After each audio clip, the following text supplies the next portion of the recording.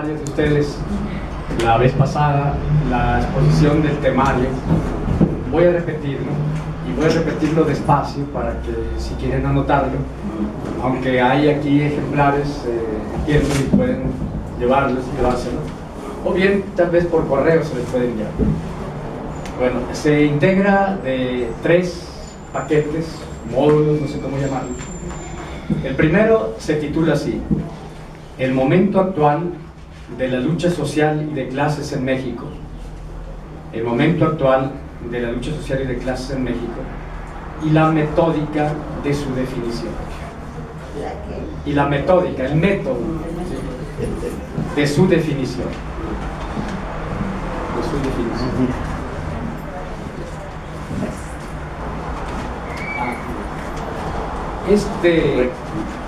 Este primer módulo se compone de 4 puntos. Una introducción general que se llama líneas de combate y otros elementos, ¿sí? Líneas de combate y otros elementos del plan de lucha por la liberación. Es la introducción. El primer punto es del periodo de acumulación de fuerzas al periodo de encrucijada. Del periodo de acumulación de fuerzas al periodo de encrucijada. Enrique, ¿qué tal? Camarada Enrique. El segundo punto en este primer paquete se titula del periodo de encrucijada al periodo de derrota y repliegue. Del periodo de encrucijada al periodo de derrota y de repliegue. Ese es el punto 2 del paquete 1. El punto 3 del paquete 1 es la actual coyuntura. La actual coyuntura. 2 puntos. La transición del periodo de derrota y repliegue al periodo de recuperación ampliada. La transición del periodo de derrota y repliegue al periodo de recuperación ampliada, que es el momento que estamos viviendo. Y punto 4 de ese primer paquete es consideraciones sobre el método, en estas definiciones. Consideraciones sobre el método en estas definiciones. Ese es el primer paquete. El segundo paquete o módulo se titula la propuesta de transformación revolucionaria de México. La propuesta de transformación revolucionaria de México y la metódica de su construcción. La propuesta de transformación revolucionaria de México y la metódica de su construcción. Se integra de 7 puntitos. El primero, teorías de la revolución.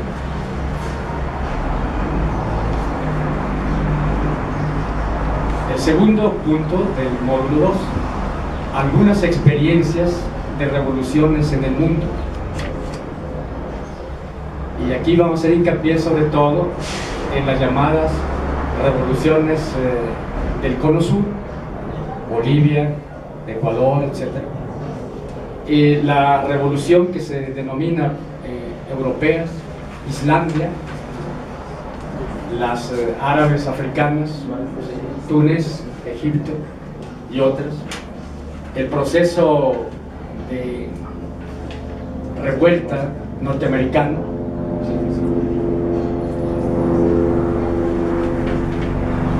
Ese es en el punto 2. En el punto 3, enemigo fundamental, enemigo principal y enemigos secundarios. Es el punto 3 de la enemigo fundamental, enemigo principal y enemigos secundarios. El punto 4 del módulo 2, fuerzas motrices, alianzas sociales y alianzas de clase. Fuerzas motrices, alianzas sociales y alianzas de clase. Quinto, el poder priista.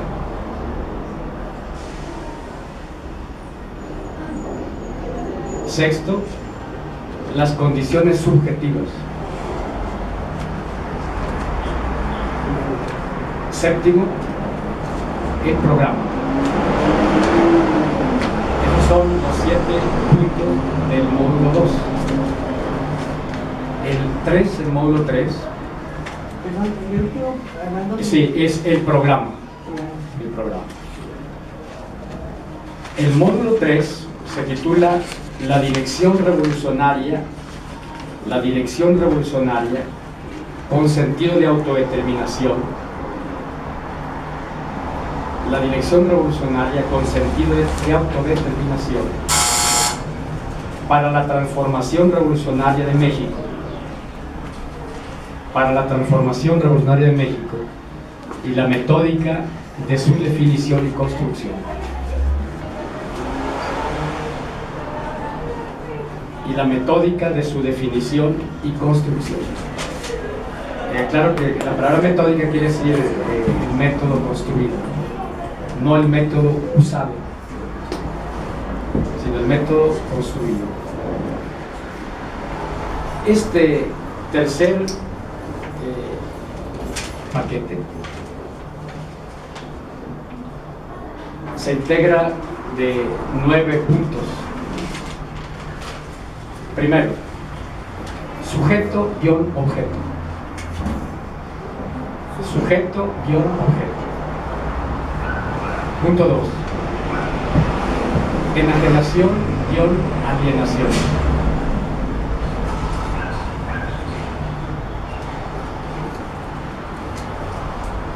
Punto 3. Espontaneidad-economicismo.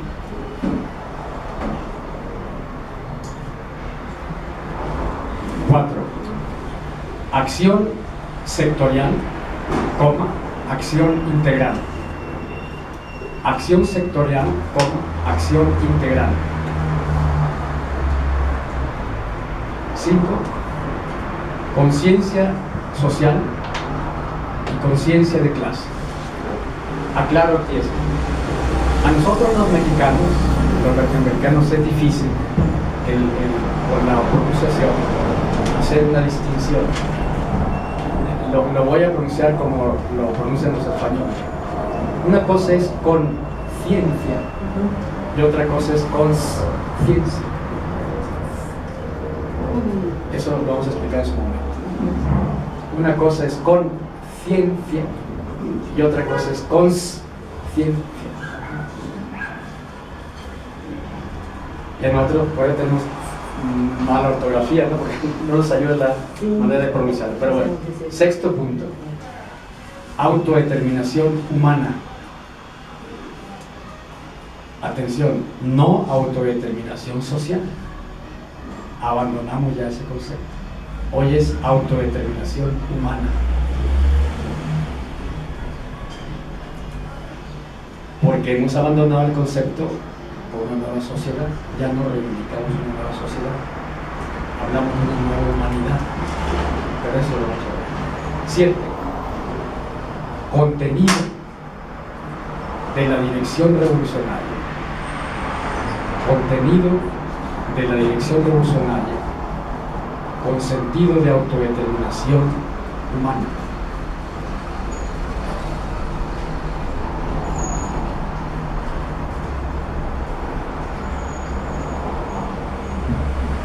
Entre paréntesis, capacidad para caracterizar, formular líneas políticas de combate, guiones, qué hacer, que serán los guiones, y sobre organización. Se cierra el paréntesis. Perdón. A ver, otra vez. Capacidad para... Contenido de la dirección revolucionaria con sentido de autodeterminación humana. Muy bien. Abrir un paréntesis. Ujú. Capacidad para caracterizar, coma, formular líneas políticas de combate. Ahí, guión, qué hacer, se cierra el guión. Y sobre organización, se cierra el paréntesis. Coma. Protagonismo, coma, asambleísmo, coma, etcétera. Punto y seguido. El comunitarismo.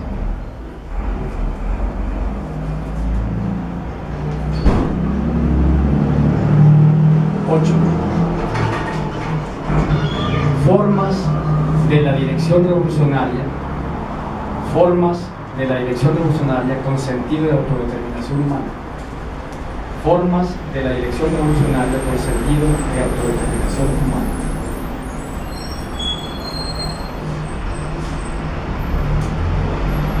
Paréntesis. Partido. Coma. Tipo organizacional. Coma, estructuras, etc. Este es el paréntesis. Tipo organizacional, coma, estructuras, etc. Este es el paréntesis. 9. La izquierda entre comillas, es decir, en el sentido estricto las comillas quiere decir que no es de tal izquierda, no es izquierda, o tendríamos que definir lo que entendemos por izquierda. Pero la izquierda entre comillas, existen unas comillas en México y la dirección revolucionaria. Bueno, conforme este programa, empezaremos hoy con la introducción.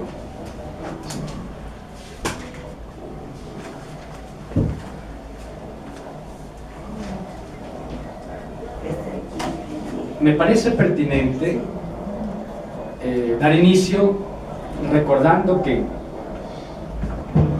Morena, las elecciones, Ayotzinapa,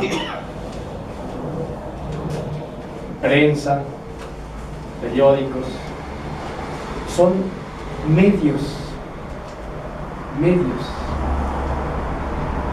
y al mismo tiempo prácticas de realización de los objetivos. Al mismo tiempo. Son medios, son instrumentos, al mismo tiempo que son los objetivos y prácticas para construir los objetivos.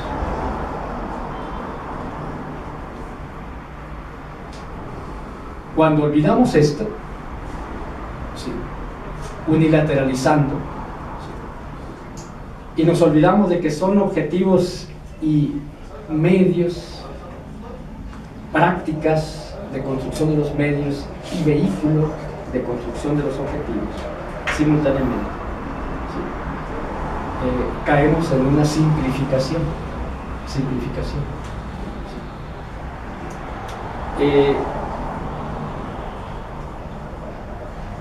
El sentido prácticas de construcción es un elemento muy importante que tenemos que verlo en un sentido, dijéramos, profundo. La famosa palabra práctica ha sido muy gastada. Los griegos tienen tres conceptos para definir la práctica, ¿sí? Uno, dicen prazo. Prazo es para los griegos la actividad práctica que llevamos cotidianamente en la vida, sin reflexión, sin ciencia, espontáneamente. Es nuestra práctica de vida cotidiana, ¿sí?, de todo sentido. Es prazo. El segundo nivel, ¿sí?, es praxis, ¿sí?, que es un nivel ya con conocimiento, con reflexión, con razonamiento, pero hasta ahí. Y el tercer nivel es taprágmata. Taprágmata es un nivel de actividad no solo consciente, sino con proyección. Con proyección, en la que el futuro está construyéndose en el presente. No hay un planteamiento de que vamos a construir el socialismo, el comunismo, quién sabe cuándo, sino el presente es ya futuro. Lo que estás haciendo es construir el mañana en el hoy.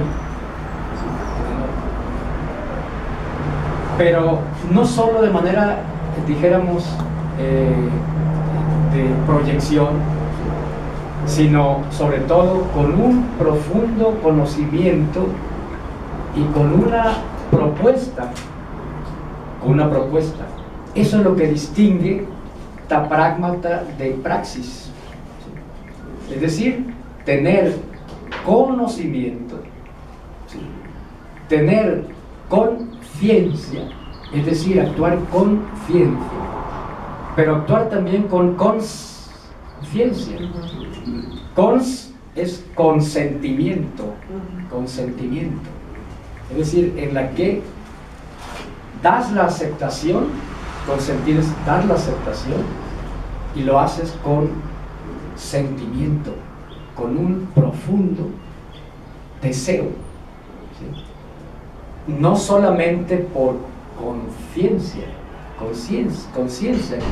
Sino porque es tu deseo, porque es una cuestión hasta de felicidad, de amor. ¿Sí?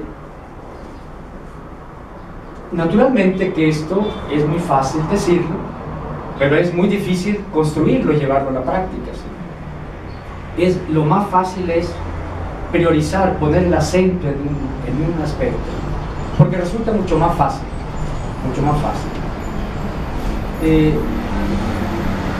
De ahí que nosotros debamos tener un conjunto de propuestas, si dijéramos, y vigilar constantemente, ¿sí?, la consecuencia de ese conjunto de elementos que se tienen, dijéramos, de propuestas, en el quehacer cotidiano y en el quehacer que es cotidiano porque es de largo plazo al mismo tiempo. En ese sentido, un primer elemento que nosotros como colectivo, como voluntario planteamos, es el elemento de los principios.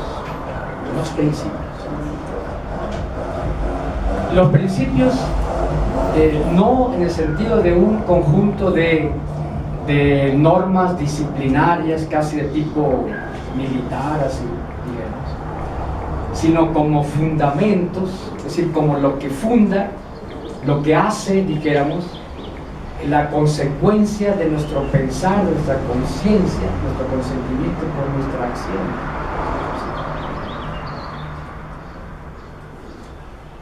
Aquello que da cimiento a nuestra actuación.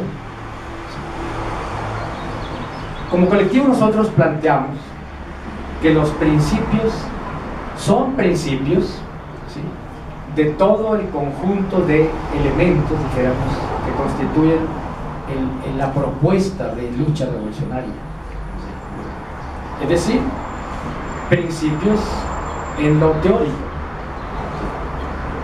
principios en lo organizativo, principios en la acción, en el accionar político, principios en la deontología, es decir, en el sentido de deber y en la coherencia de la acción con los valores que uno ha asumido,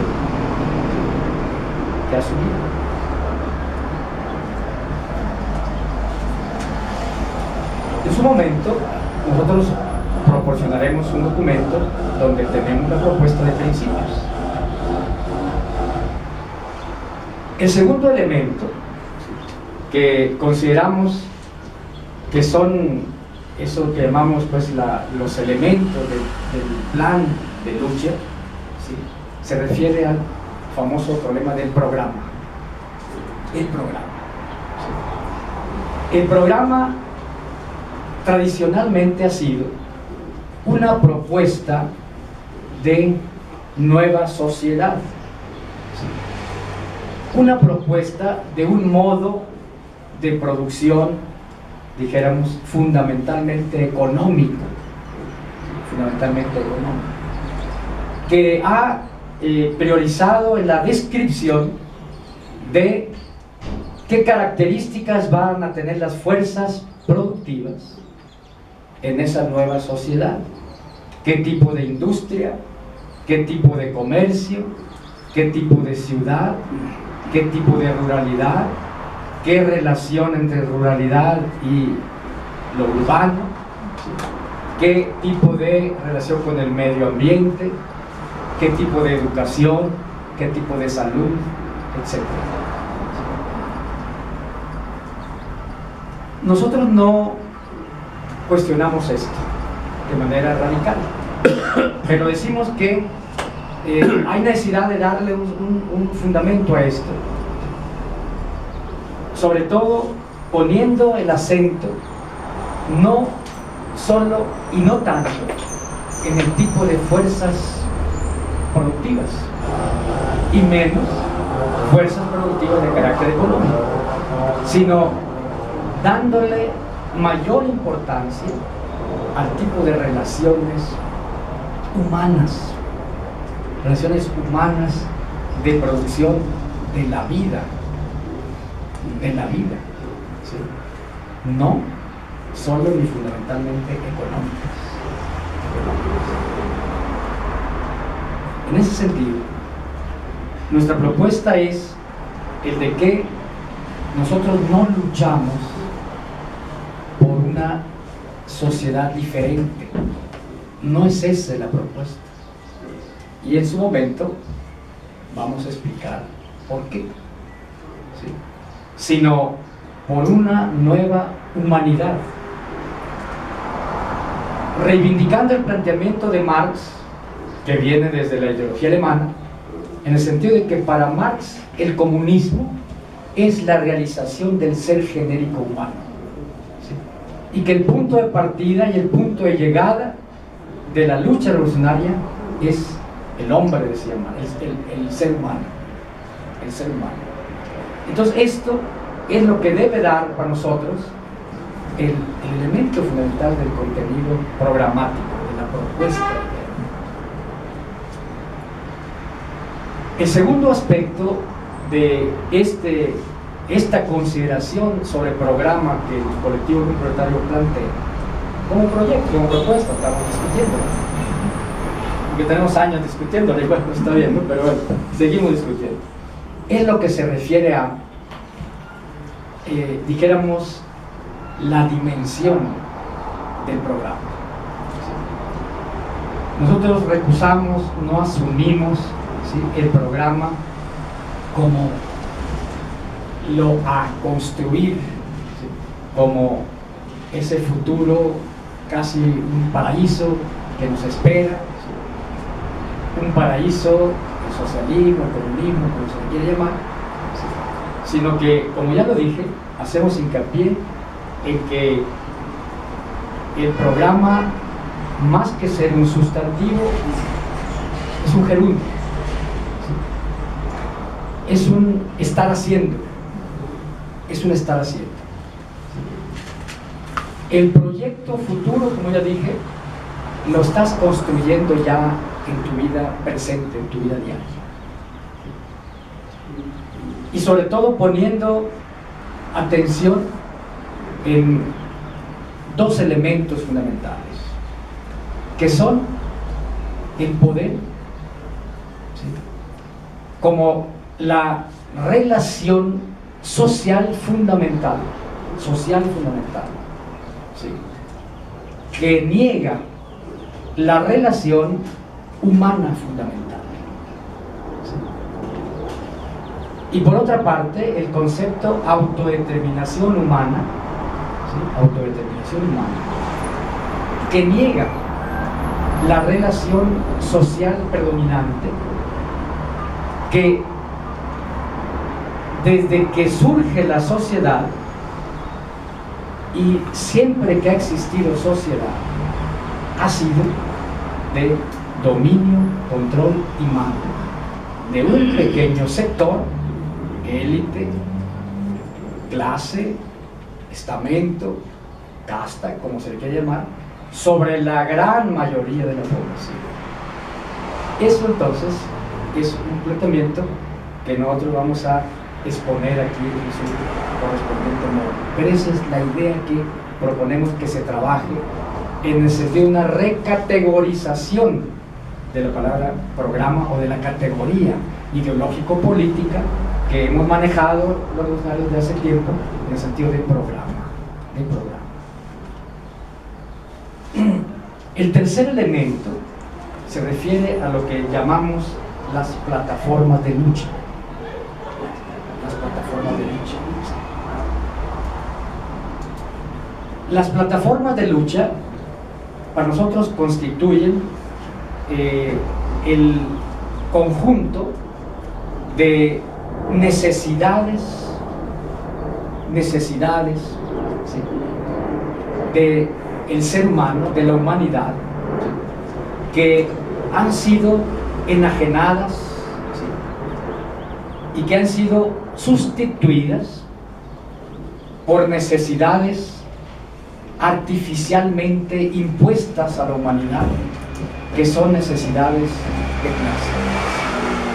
Las necesidades humanas han sido reemplazadas, ¿sí? por necesidades de clase, naturalmente de clase hegemónica y dominante, explotadora.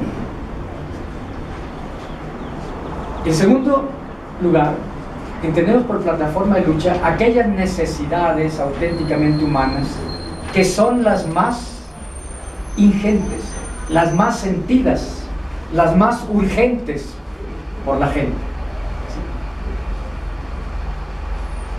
Y tercero, que son aquellas necesidades que son las más movilizadoras, porque son más fáciles de llegar al elemento fundamental de la decisión para luchar: la mente, el pensamiento. ¿Sí? Son las que más llegan al alma y al corazón de la gente. Pueden expresarse y se expresan, deben expresarse en el lenguaje más sencillo y coloquial y cotidiano de la gente, de los trabajadores, de la población, ¿sí? En términos de sus necesidades, pero pueden ser en términos de alimentación, vivienda, salud, ¿sí? descanso, reproducción, etcétera. Y aparece entonces como un enlistado, banderas de lucha que se recogen y que se enarbolan, porque a través de esas banderas se puede llegar de manera más fácil y más radical, o sea, a la raíz, a la mente y al corazón, a los sentimientos de la gente, cosa que se dice fácil, pero ahí está el nudo, ahí está un elemento fundamental, por lo cual todavía no ha sido posible el levantamiento revolucionario en México, y no ha sido posible el levantamiento revolucionario con la alternativa de autodeterminación humana en ninguna parte del mundo, incluyendo a aquellos pueblos, aquellos proletarios que gloriosamente, teniendo una conducción ejemplo para nosotros, Lenin, Mao Zedong, Fidel, el Che, etc., realizaron, dijéramos, el levantamiento popular, pero que cojeaba de elementos radicales fundamentales, por lo cual llegaron a lo que llegaron. caída del muro, lo que está pasando en China, etcétera, etcétera, ¿no? La evolución del sistema socialista, etcétera. Es decir, hay un elemento de, dijéramos, de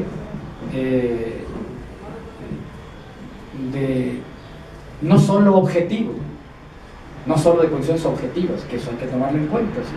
Porque luego uno se echa la culpa a uno, ¿sí? No hemos podido, no podemos, y se lamenta uno, ¿sí? Pero no toma en cuenta la fuerza, la capacidad del enemigo y la condición objetiva, ¿sí? Y eso hay que tomarlo muy en cuenta, ¿sí? Porque no hay que quitarle mérito casi nada a Lenin, a Mao, a Trotsky, a Bukharin, a todos ellos, dijéramos, ¿sí? En el sentido fundamental de que fueron capaces de levantar a pueblos a la lucha para derrocar al Estado, al gobierno existente. Pero hay que ver también, y ellos llamaron, ¿sí?, a que su propia experiencia y su propia teoría fuera considerada críticamente también, ¿sí? Nunca dijeron ellos que habían creado una doctrina, un planteamiento de carácter universal, absoluto, no. Nada más lejano para ellos de postura positivista, dijera. El tercer elemento es lo que denominamos el tipo organizacional. Bueno, antes para, ¿sí?, las formas de lucha, para que haya más coherencia, ¿sí? Formas de lucha. Las formas de lucha, ¿sí?, las entendemos sobre todo como las expresiones, las maneras en que el pueblo, la gente, las masas, como luego se dice, ¿sí?, van ejerciendo, dijéramos, las distintas formas de las distintas asunciones, dijéramos, introyecciones, lo que van captando, dijéramos, van captando de su situación objetiva y de la influencia de propaganda, de agitación, de organización de la dirección revolucionaria, ¿sí? Y por otro lado, las manifestaciones, las expresiones que toma el accionar de la propia dirección revolucionaria. Es una combinación de ambas, es decir, cómo se va manifestando el accionar propio de la gente, cómo la gente va actuando, cuáles son sus expresiones, ¿sí?, cuáles son los campos preferentes de resistencia, los campos preferentes de lucha, cuáles son las consignas que van movilizando, los que van accionando los más, que van haciendo los que actúen más, ¿sí? Cuáles son los símbolos que van siguiendo, los símbolos movilizadores. Esto es de manera importante en relación con Andrés Manuel, por ejemplo, lo que hemos dicho en varias ocasiones. O para no simplificarlo, la figura de Zapata, por ejemplo, ¿no? Bueno, esto tiene mucho que ver con la diferencia que vamos a ver, que proponemos hacer entre resistencia y lucha. Y entre, naturalmente, espontaneidad y conciencia. Resistencia es dijéramos, un nivel de confrontación de la gente, del pueblo, con sus enemigos que él considera como enemigos o los enemigos reales, ¿sí?, en el que no hay primero una visión de conjunto, ¿sí?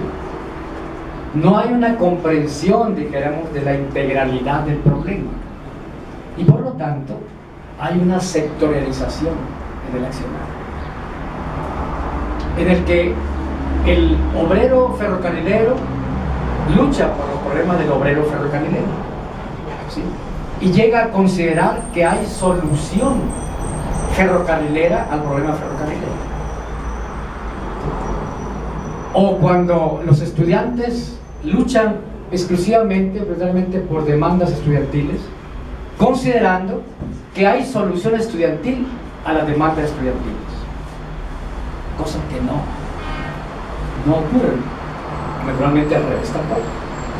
No hay solución integral al problema humano si no hay al mismo tiempo solución estudiantil.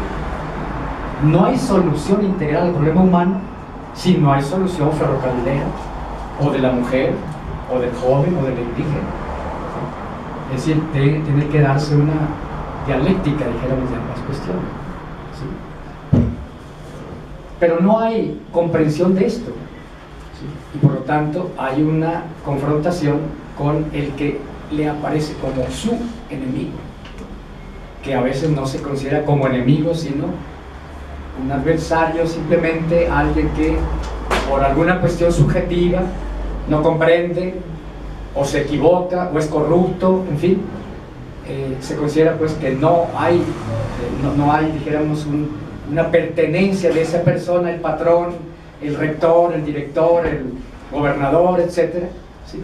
a toda una estructura, dijéramos, de enajenación humana, ¿sí? Que es un problema difícil de comprender.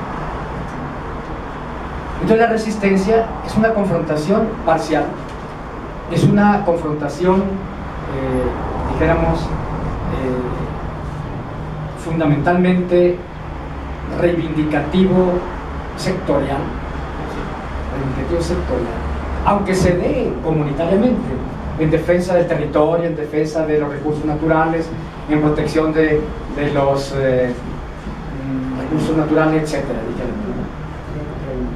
En cambio, el concepto lucha es una propuesta de Lenin, ¿sí? El concepto lucha se propone para asumirlo como una resistencia superada, ¿sí? Es decir, hay una relación dialéctica entre ambos.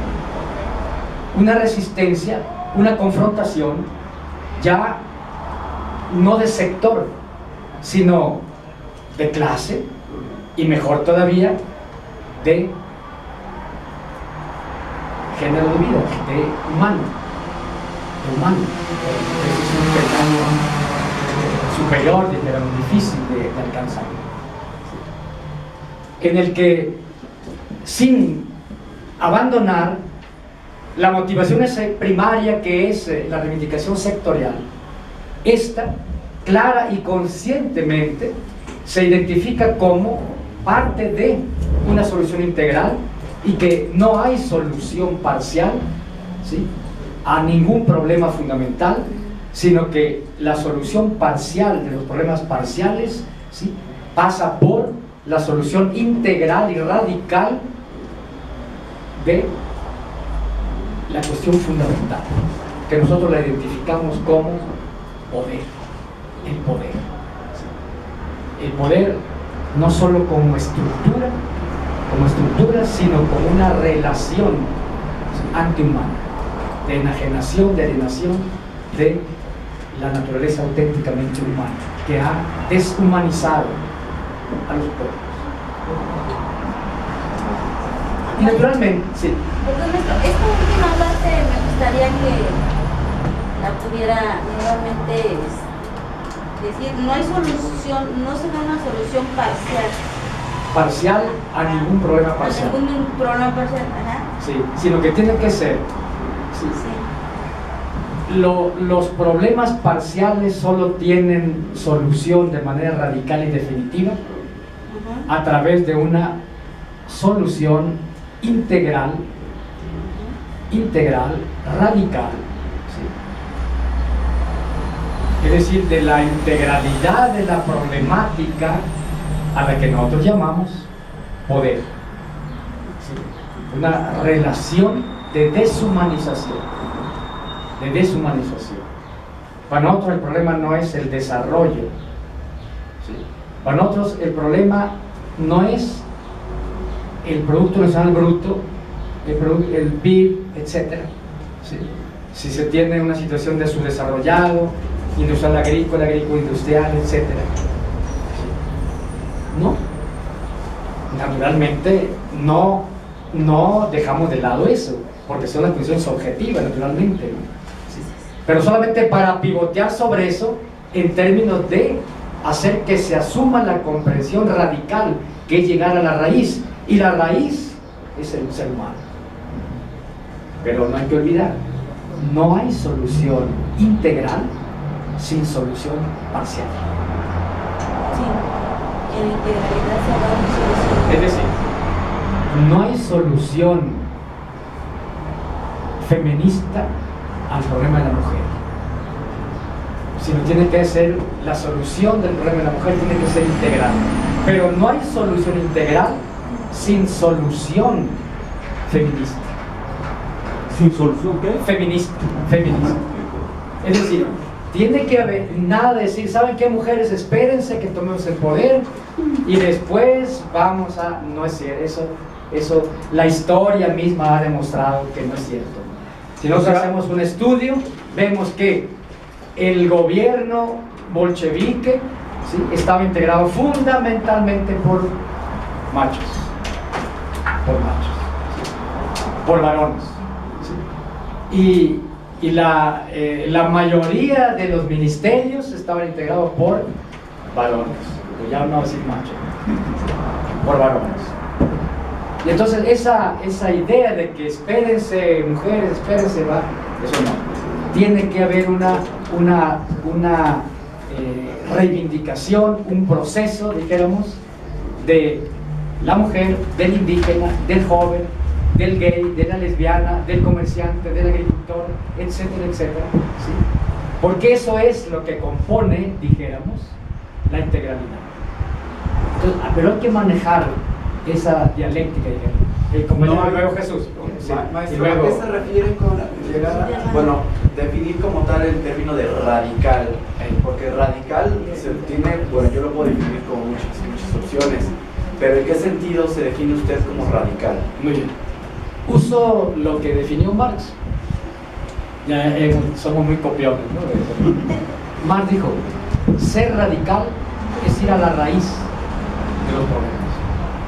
No es hablar con altisonancias, hacer acciones supuestamente muy broncudas, no está identificado con acciones ultras, con bombas, no, es ir a la raíz de los problemas. Y agregó, y la raíz del problema humano está en el propio humano. Y dijo, para mí el comunismo es la realización del ser genérico humano. Ahí está, dijéramos, el planteamiento. Ir a la raíz. Entonces, ir a la raíz, eso, aquí veríamos cuestiones de método, ¿no? De cómo se puede llegar a la raíz. Y sobre todo en estas cuestiones de en qué momento está viviendo la lucha social de clase, ¿sí? En qué momento. Eso, pero hay que tener presente eso que usted correctamente pregunta. Sí, Jesús, sí me voy a querer. O sea, que no hay solución integral sin soluciones parciales. Exacto. Así es la clase. Sí, ya que... Las soluciones parciales son parte de la solución integral, entonces. Sí. Dijeron, hay que tener cuidado porque luego decimos sí, estamos de acuerdo, pero ¿qué se entiende por soluciones parciales? ¿Cuál es el problema fundamental, me atrevo a decirlo, ¿no?, de la mujer?